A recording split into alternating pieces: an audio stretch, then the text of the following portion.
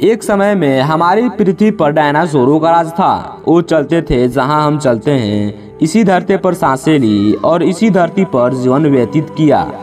इन दैत्याकार बड़े विचित्र डायनासोरों ने करीब 14 करोड़ सालों तक इस धरती पर राज किया। इन डायनासोरों की बहुत सारी प्रजातियां थीं, जिसमें से कोई लड़ते थे तो कोई एकदम शांत रहते थे, तो कुछ मांसाहारी थे तो कुछ शाकाहारी थे। लेकिन आखिर ऐसा क्या हुआ कि इन डायनासोरों की नामो निशान तक मिट गया?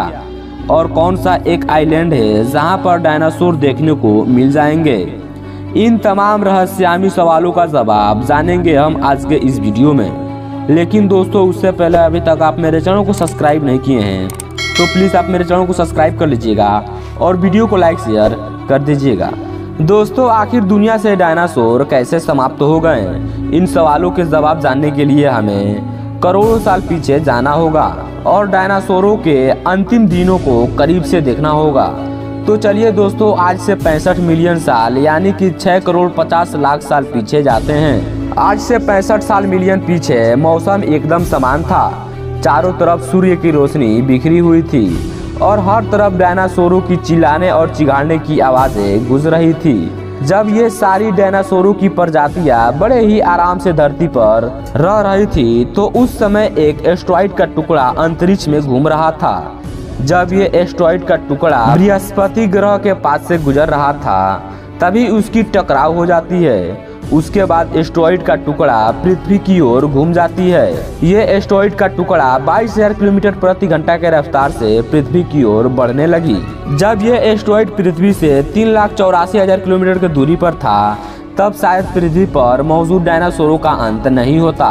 अगर एस्टेरॉइड पृथ्वी के उपग्रह चंद्रमा से टकरा जाता, लेकिन कुदरत को तो कुछ और ही मंजूर था। ये एस्टेरॉइड का टुकड़ा चंद्रमा के एकदम पास से ही गुजर जाता है। अब ये एस्टेरॉइड का टुकड़ा पृथ्वी की तरफ एकदम तेजी से बढ़ रहा था।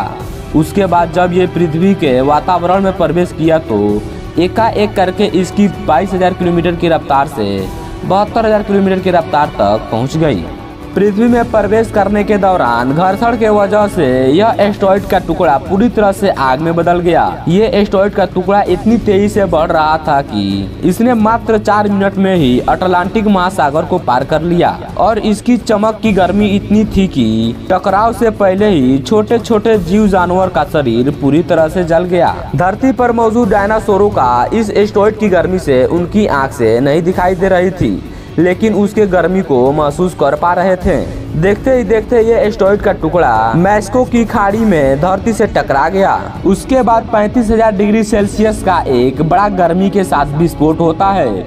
ये विस्फोट इतना बड़ा था कि पृथ्वी पर मौजूद धातु अंतरिक्ष में चले गए। विस्फोट के बाद 12.5 के तीव्रता से एक बड़ा भूकंप आता है, जिसके कारण महासागरों में एक बड़ा सा सुनामी आता है और देखते ही देखते सब कुछ बहा देता है। उसके बाद धरती पर मौजूद जितने भी ज्वालामुखी थे, सब टकराव के वजह से फूट जाते हैं। ये एस्टेरॉइड जहां गिरा था, वहां 180 फीट लंबा गड्ढा हो जाता है।